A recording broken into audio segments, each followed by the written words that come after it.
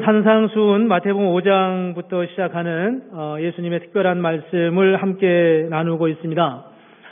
지난 2주 동안에 우리가 말씀을 전하지 못하고 다른 시간을 가져서 연속성을 좀 잃어버리긴 했는데 산상수훈을 보면서 우리가 기억해야 할 2가지 정도를 먼저 잠시 리마인드하면 좋겠습니다. 첫째는 상황에 대한 부분이고요.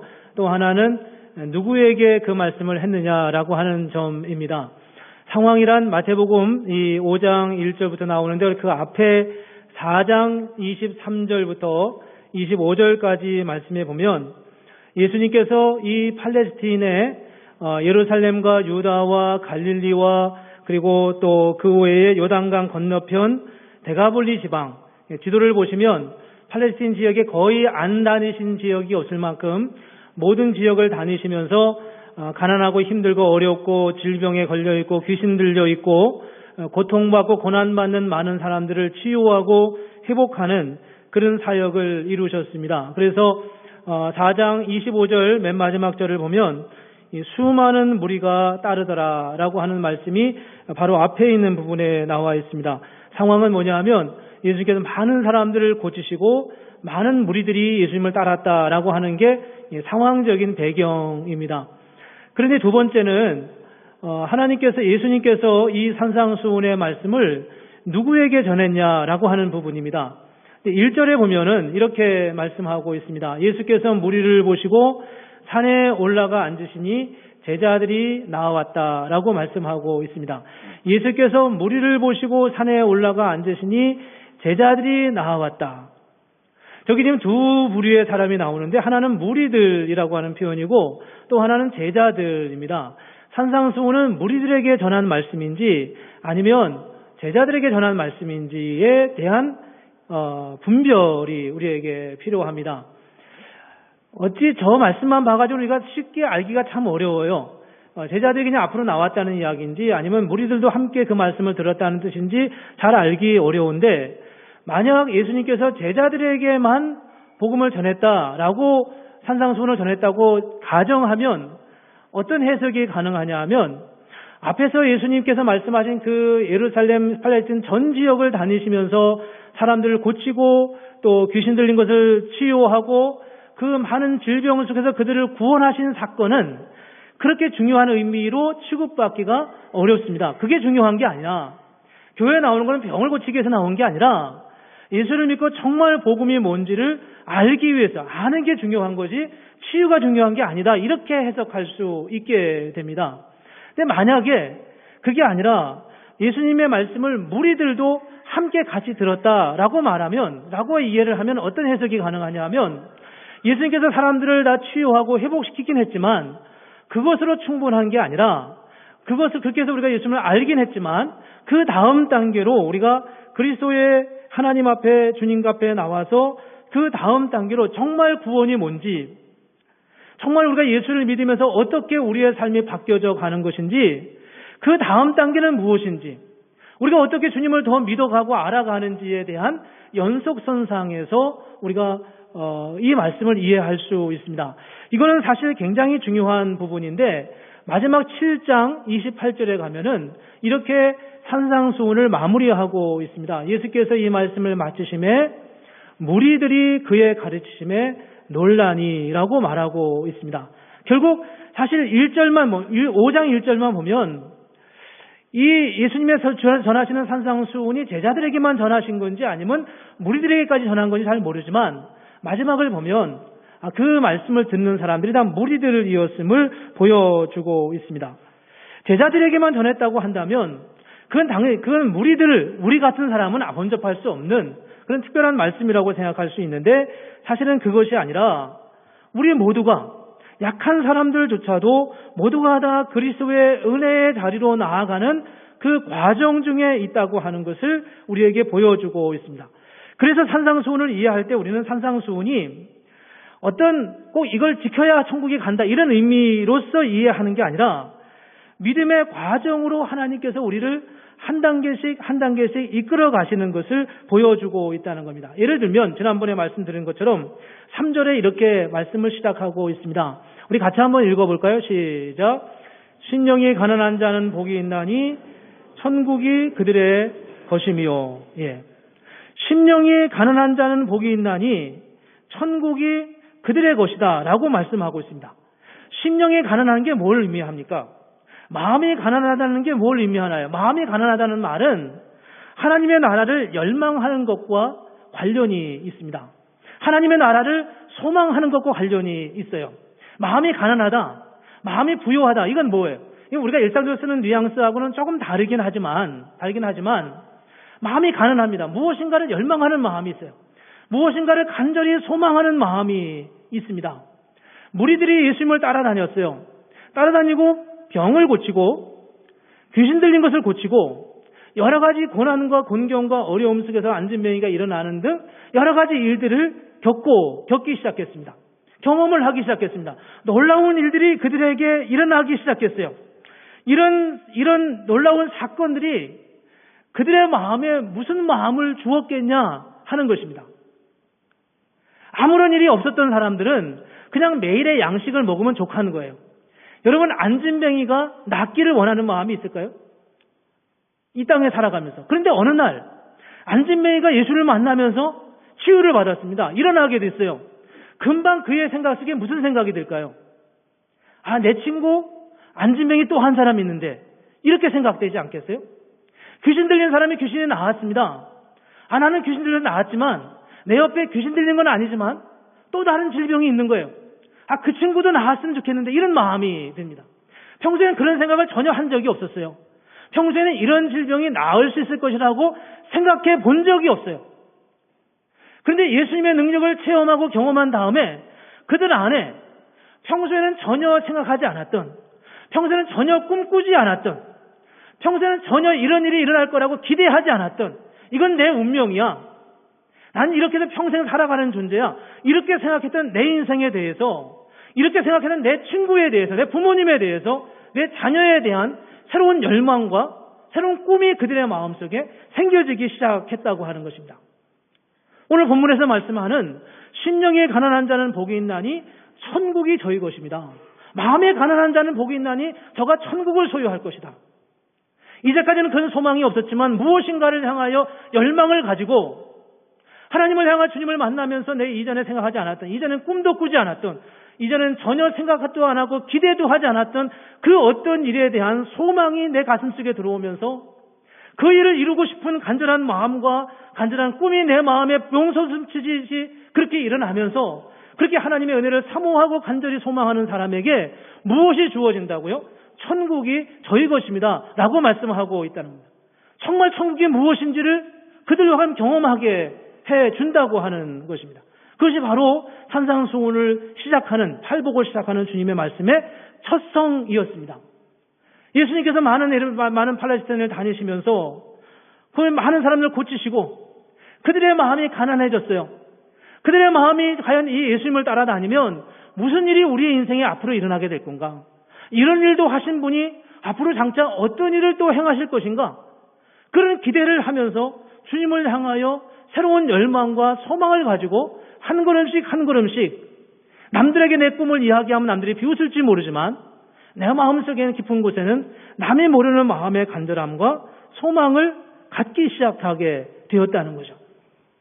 그렇게 본다면 우리 살로시빌 한인교회는 정말 주님을 향한 마음의 가난한 마음을 가지고 그렇게 주님을 향하여 나아가고 있습니까?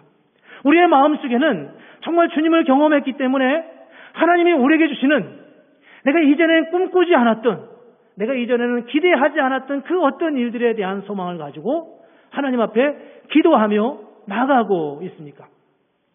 제 마음속에 간절한 소망 중에 하나는 이민교회 2세대가 1세의 리더십을 이어받는 교회가 되는 것입니다. 2세가 1세의 리더십을 이어받는 겁니다. 미국 안에 한인교회가 4,200개라고 합니다.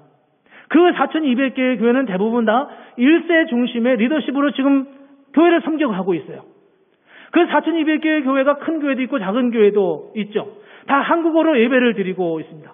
그 안에 잉글리시 미니스트리가 있긴 하지만 영어를 사용하는 우리 자녀들은 어느 날인가 그들이 장성해서 이제 성인이 되고 난 다음에 대부분은 한인교회를 떠날 준비를 하고 있는 사람들입니다.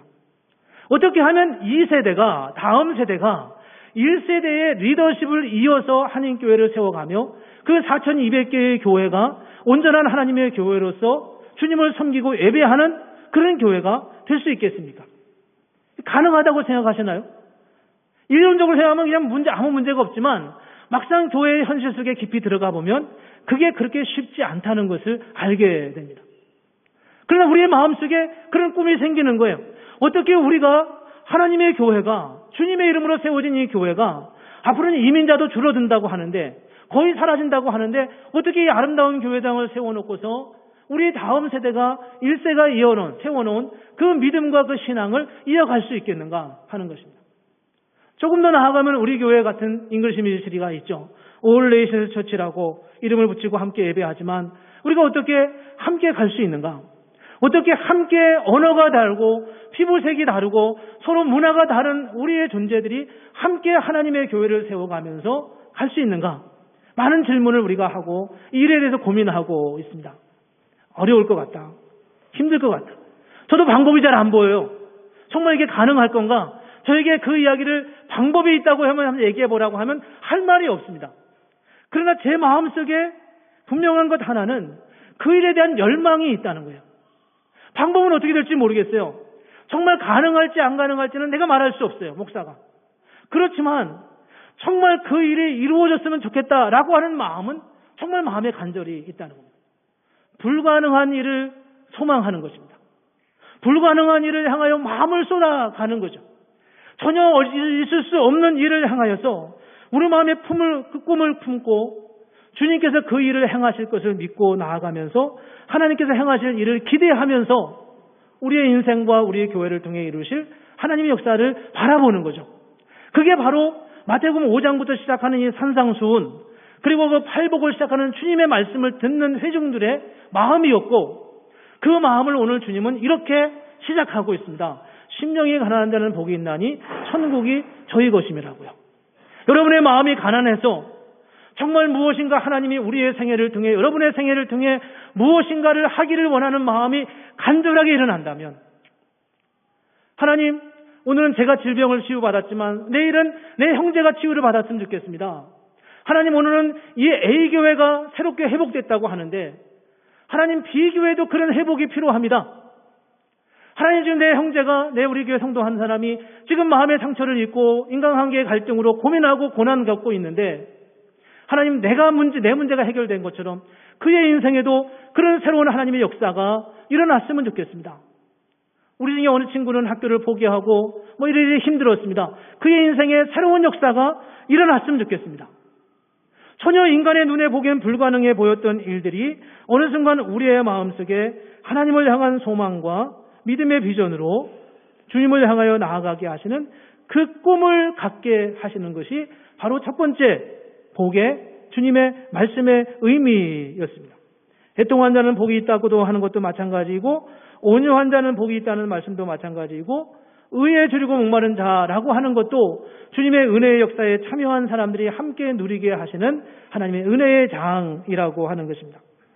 오늘 본문에 보면 팔복의 의미는 뭐냐 하면 팔복은 천국에 들어가기 위한 조건이 아니라 주님을 만나고 주님과 함께 하는 사이에 우리도 모르는 사이에 그렇게 그분과 함께 그 삶의 다리로 이끌림을 받는다고 하는 의미가 이 안에 강하게 담겨져 있습니다. 아주 자연스러운 일이고 아주 마땅한 일입니다. 물론 그럼에도 불구하고 우리 안에 그런 삶의 역사가 잘 안 이루어지는 것 때문에 우리는 질문을 가지고 있습니다. 그 질문을 잘 간직하고 주님 앞에 질문하고 기도해야 합니다. 왜 하나님, 주님은 이렇게 말씀하셨는데 내 삶에는 그런 일이 이루어지지 않나요? 라고 질문하면서 기도하는 시간이 우리에게 필요할 것입니다. 오늘 우리가 집중적으로 함께 보려고 하는 말씀은 7절 말씀입니다. 7절 말씀에 이렇게 말씀하고 있는데 우리 한번 같이 읽어보겠습니다. 시작. 긍휼히 여기는 자는 복이 있나니 그들이 긍휼히 여김을 받을 것이며 긍휼히 여기는 자는 복이 있나니 그들이 긍휼히 여김을 받을 것이다 라고 말했습니다. 여러분 긍휼이 뭔가요? 긍휼이 쉬운 단어이기도 한데 조금 그렇게 쉽지 않기도 합니다. 뭐 한국에서 미국에 처음 오면 경찰을 만약에 속도 위반으로 만나서 속도 위반으로 이렇게 경찰에게 잡히면 뭐라고 한다고 하나요? 뭐 캘리포니아에서는 그렇게 말한다고 하잖아요. 한 번만 봐달라고 look at me once 뭐 이렇게 한다고 하잖아요. 근데 그렇게 직역을 하면 안 된다고 하고 그 사람들 못 알아들으니까 have mercy on me 이렇게 저를 긍휼히 여겨달라 이렇게 하라고 하는 얘기를 들은 기억이 있습니다. 긍휼이 뭔가 되게 성경에서 긍휼을 설명할 때 긍휼은 은혜라는 말과 비교를 하는데 긍휼은 이런 의미입니다. 마땅히 심판을 받아야 할 상황에서 심판을 면해 주는 게 긍휼이라는 겁니다. 마땅히 심판을 받아야 마땅히 경찰을 만나면 티켓을 끊어야 되는데 그것을 면해 주는 게 긍휼이라는 거예요. 그러면 은혜란 뭐냐 하면 은혜란 자격이 없는 자에게 그 자격을 부여해 주는 게 은혜입니다. 그러니까 우리는 이 긍휼과 은혜를 함께 받아서 하나님의 백성으로 주님의 나라에 가는 거예요. 원래 우리는 죄인이기 때문에 멸망받고 지옥에 가야 마땅한 존재인데 그 마땅한 형벌로부터 우리를 자유해 준 것, 우리를 구속해 준 겁니다. 마땅히 받아야 할 심판으로부터 우리를 자유케 한 것이 긍휼이고 그래서 자유케 되긴 했지만 이제 그런 자유케 되는 우리에게 하나님께서 자격이 없지만 하나님의 자녀가 되는 구원을 받은 존재로 우리를 이끌어 주시는 것이 바로 은혜라는 것입니다. 오늘은 이제 우리가 긍휼에 대한 말씀만 나누려고 합니다. 긍휼히 여기는 자는 복이 있나니 저희가 긍휼히 여김을 받을 것이며 긍휼은 우리가 범죄해서 마땅히 지옥에 떨어져야 마땅한데 그 지옥에 떨어져야 할 그 심판의 자리에서 우리를 구원하시고 심판을 받지 않게 하셨다는 거죠. 이 긍휼을 가장 잘 설명해 준 본문이 있는데 그 본문이 뭐냐면 마태복음 18장에 나오는 1만 달란트 빚진 자의 모습입니다. 어떤 종이 임금에게 1만 달란트 빚졌어요. 1만 달란트 빚주는 여러분이 상상할 수 없는 평소에 말해보지 않았던 평소에 측량할 수 없는 그런 금액입니다. 그런 어마어마한 금액으로 빚을 졌는데 그 왕에게 끌려가서 임금에게 끌려가서 그 빚을 갚도록 독촉을 받는 상황에서 이 1만 달란트 빚진 자가 그 왕에게 선처를 요청합니다. 왕이시여 나를 용서해달라고 좀 기한을 주면 내가 갚겠다고 일단 여기서 좀 모면하게 해달라 이렇게 요청하자 왕이 이 종의 1만 달란트 빚을 탕감해 주었습니다. 그래 너 이제 안 갚아도 돼 이제 돌아가 이렇게 말했죠. 그렇게 말하면서 그가 탕감을 받고 되돌아가는 이 사건이 바로 긍휼이라는 겁니다. 이게 바로 긍휼이라는 거예요. 그런데 이 1만 달란트 빚진 자의 사건을 조금 뒤집어서 생각해 보십시오. 조금 다른 측면을 생각해 보십시오. 임금이 지금 1만 달란트 빚을 졌습니다. 이 종이. 근데 이 종이 1만 달란트 빚을 지고 왕에게 끌려갔어요. 여러분 1만 달란트를 빚진다고 하는 말의 의미는 무엇을 말합니까? 이건 경제적인 개념으로 이렇게 빚을 졌다고 말하지만 우리가 그러잖아요. 예수님께서 우리의 죄의 값을 지불해 줬다. 십자가 위에서. 이게 구약적인 개념, 이 유대적인 개념은 모든 죄를 돈으로 환산할 수 있는 개념처럼 그렇게 이해를 했습니다. 죄의 값을 지불해 주셨다는 거예요. 그러니까 여기서 말하는 1만 달란트라고 하는 빚이라고 하는 것은 사실 어떤 그가 행했던 구체적인 어떤 죄를 적시하는 그런 의미일 수도 있다는 거예요. 그렇다면 무슨 죄를 졌으면 1만 달란트 정도의 빚이 있겠습니까? 그가 남에게 물건을 훔쳤을까요? 그가 남의 생명을 취하였을까요?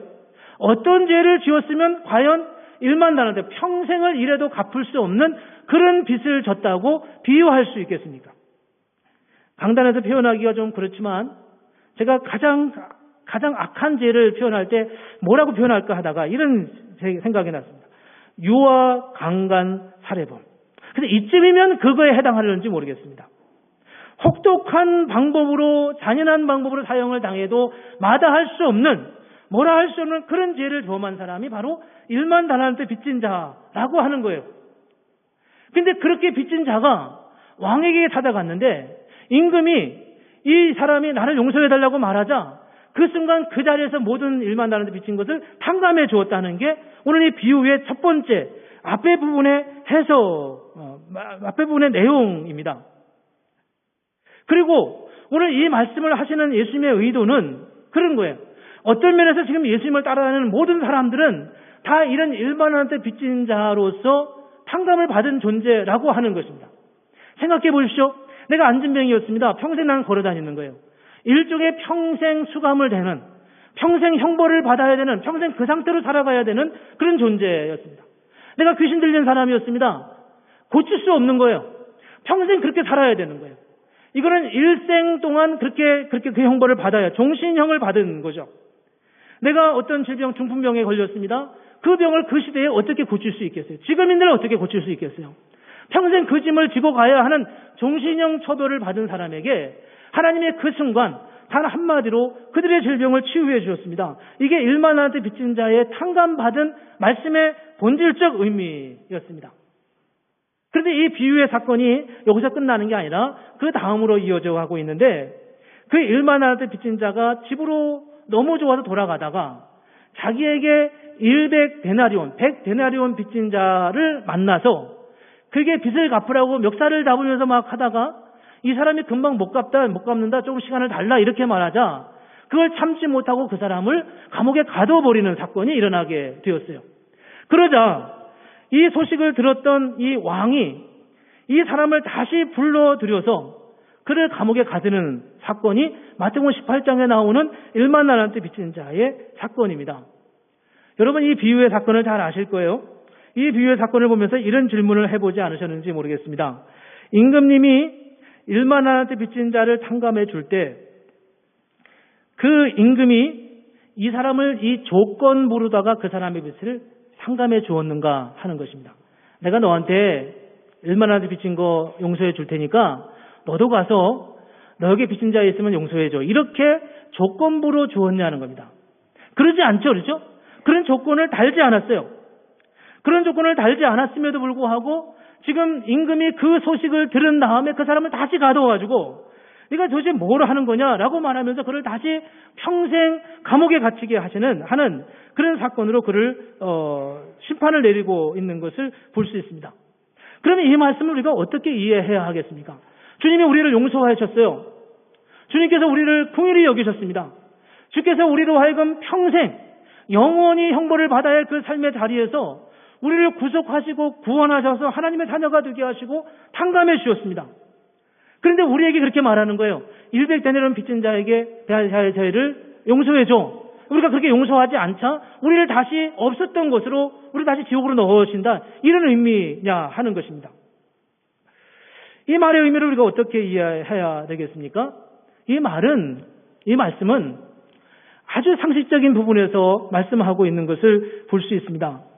일만한테 탕감받은 자가 100데나리온 빚진 자를 용서하는 것은 너무나 자연스럽고 너무나 당연한 일이고 너무나 본성적으로 양심적으로 마땅히 그렇게 따라와야만 하는 그런 사건이라고 하는 이해가 이 안에 있는 거예요. 이미 일만한테 빚진 자를 탕감을 받았습니다. 이제 100데나리온 빚진 자를 탕감해 주어야 한다는 것은 어떤 의무로서가 아니라 마땅히 그렇게 될 수밖에 없지 않겠습니까? 우리가 그런 용서를 받았다면 마땅히 그렇게 하게 되지 않겠어요? 우리는 그냥 용서하지 못합니다. 그냥 용서하기 어렵습니다. 그러나 내가 용서받은 것이 있기 때문에 다른 사람을 용서할 수 있다고 하는 것입니다. 내가 받은 것이 있기 때문에 줄 수 있는 거예요. 그리고 반드시 주어야만 하는 거죠. 그를 용서해 주는 것은 당연한, 마땅한, 반드시 그렇게 되어야 될 수밖에 없는 사건입니다. 다른 사람을 용서하라고요? 7번씩 70번을 용서하라고요? 아니 70번씩 7번을 용서하라고요? 그것이 어찌 쉬운 일이겠습니까? 그것이 가능한 일이겠습니까? 그러나 내가 먼저 비교할 수 없을 만큼 큰 빚을 탕감받았다는 사실을 깨달을 때 우리는 그 일이 아무것도 아닌 일처럼 그 삶의 자리에 이르게 될 수 있다는 것을 보여주고 있습니다. 여러분, 이 말씀을 선포되던 예수님의 당시로 다시 한번 돌아가 보죠. 팔레스틴의 그 전 지역을 다니면서 예수님께서 사람들에게 그들의 병을 치유해 줬습니다. 그리고 그 사람들이 인산인해를 이루면서 예수님을 따라다녔어요. 그리고 예수님께서 수많은 병자들 계속 고치시는 상황을 보면서 이 사람들의 마음에 너무 감격스럽고 감사했습니다. 그리고 소망을 가졌습니다. 야, 이제 우리에게 무슨 일인가 일어날 것 같다. 이 땅에, 이 팔레스틴 지역에 뭔가가 일어날 것 같아. 뭔 조짐이 보이는 것 같아. 5천 명의 사람, 1,000명의 사람들이 그 인산인해를 이루면서 예수님을 따라다닐 때 우리가 마음만 먹으면 무엇을 못하겠는가? 이런 생각하지 않겠습니까? 그 중에 적어도 몇 사람은 그런 생각을 꿈꾸지 않겠어요. 이 참에 이걸 계기로 해서 우리가 뭔가 폭동이라도 일으키고 저 예루살렘에 있는 유대의 기득권자를 향하여서 우리를 점령하고 있는 저 로마 군인들을 향하여서 우리도 무엇인가 할 수 있을 것 같다.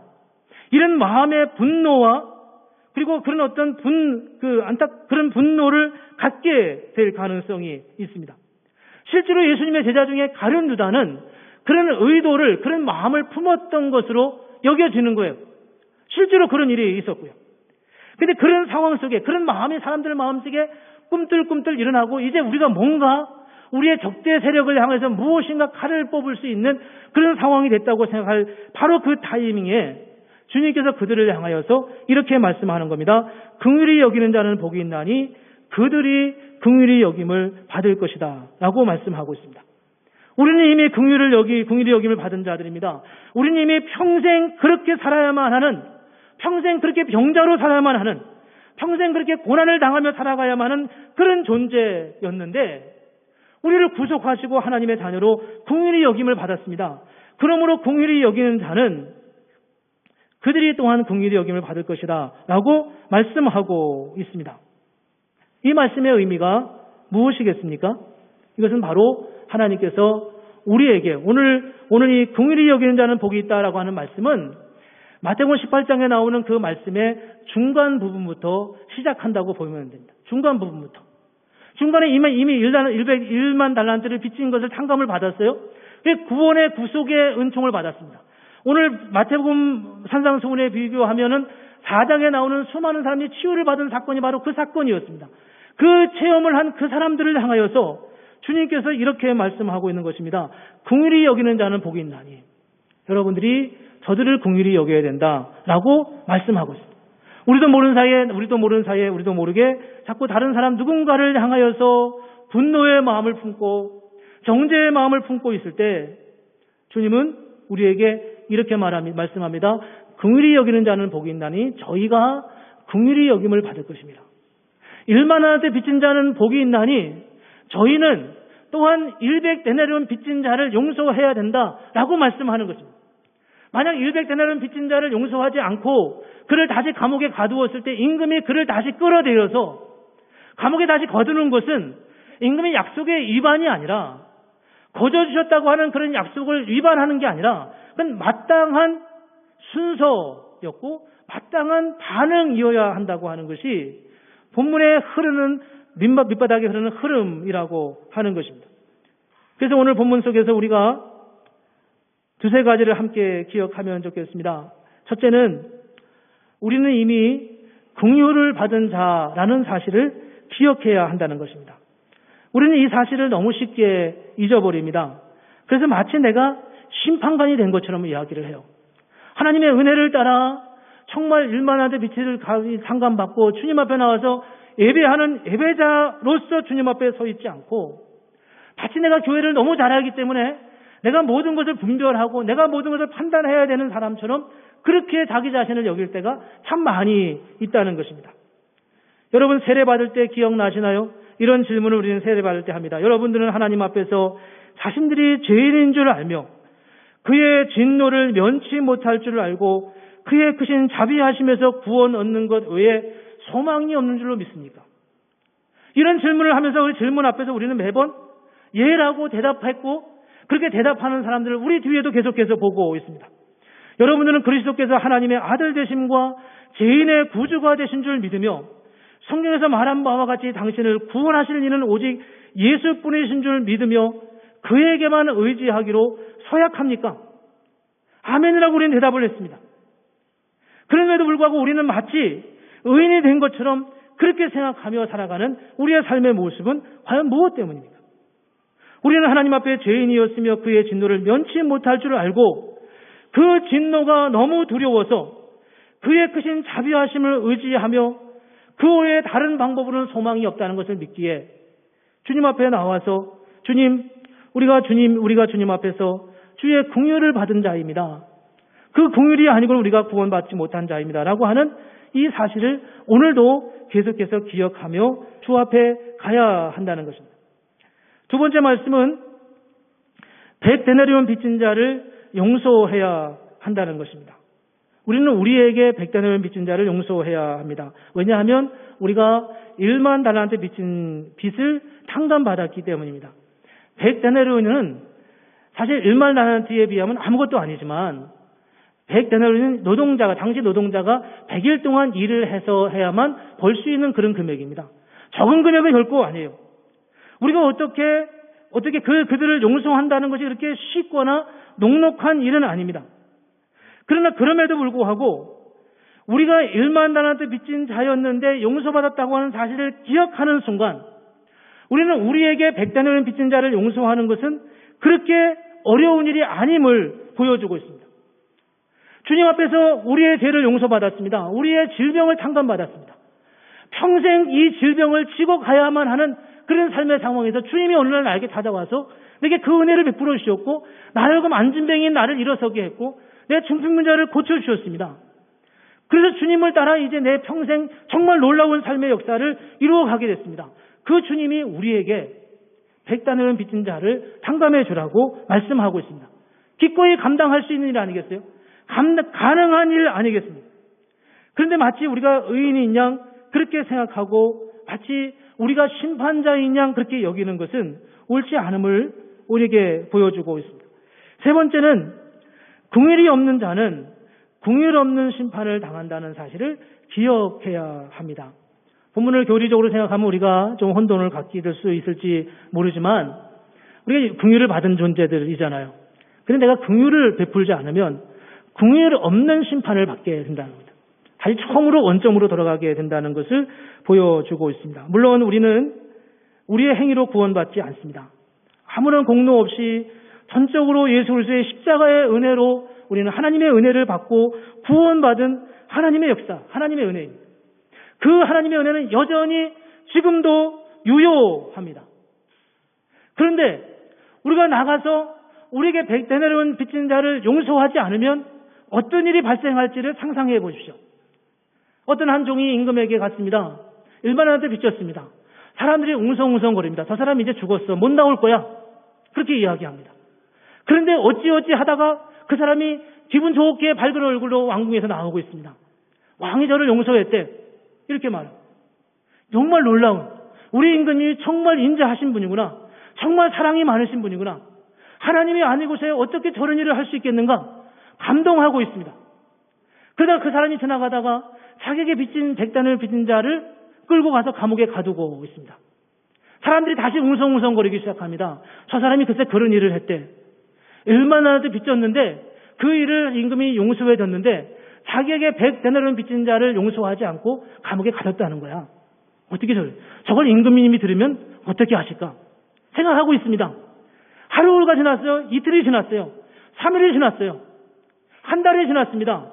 임금이 분명히 이 일을 들긴 들었을 텐데 아무런 조치가 일어나지 않고 있어요. 임금이 뭐가 되리라고 생각하십니까? 임금이 탕감해준 그 의도와 의미와 그 모든 것들이 다 무효가 되었습니다. 사람들이 빈정거리기 시작했습니다. 임금님 왜 저런 사람들을 다시 잡아들이지 않냐고요. 임금님의 용서의 의미는 원래 무엇이었냐고요. 사람들이 그렇게 질문하지 않겠어요? 그런 사람들이 다 빈정거리고 있습니다. 무슨 의미가 있겠냐고요. 이 말씀을 오늘 우리의 삶의 자리로 돌아서 다시 생각해 보죠. 그리스도인들은 다른 사람을 긍휼히 여기지 않는다면 사람들은 교회를 향하여서 무슨 이야기를 하겠습니까? 어떤 사람이 교회를 나갔습니다. 그 사람이 교회를 갔더니 나한테 와서 그렇게 말하는 거예요. 아, 내가 예수를 믿고 용서를 받았다고. 정말 영원히 멸망한 심판 자리에 있을 내 죄를 용서받고 내가 너무나 얼마나 기쁜지 모르겠다고요. 그렇게 이야기하면서 기뻐했습니다. 그 이야기를 듣던 사람이 그 소리를 듣고서 야 정말 믿음이 뭔가 있는가 보다. 교회 가면 뭐가 있긴 있는가 보다. 이렇게 생각했습니다. 그런데 얼마간 시간이 지난 다음에 이 사람이 아무렇게 다시 사는 거예요. 아무런 변화가 있지 않아요. 그 사람이 여전히 과거에 하던 거짓말을 여전히 거짓말을 하고 그 사람이 과거에 행하던 악한 일들을 여전히 악하게 하고 그 사람이 늘 사람이 모이면 험담하고 나쁜 일을 하고 나쁜 말을 하던 그 모습은 아무런 변화가 일어나지 않고 있어요. 사람들이 그렇게 생각하기 시작했습니다. 저 사람은 여전히 예수만 믿으면 천국에 간대. 믿으면 간다는 거야. 교회만 나가면 천국에 간대. 죄가 아무리 많아도 간대. 그리고 교회 안 나가면 절대 구원받을 수 없단데. 저 사람이 그렇게 말한대. 갔다면 가라지 뭐. 좋은 데가 있긴 있는가 봐. 자기들끼리 가라고 해. 이렇게 말하지 않겠냐는 거예요. 똑같은 상황 아니겠습니까?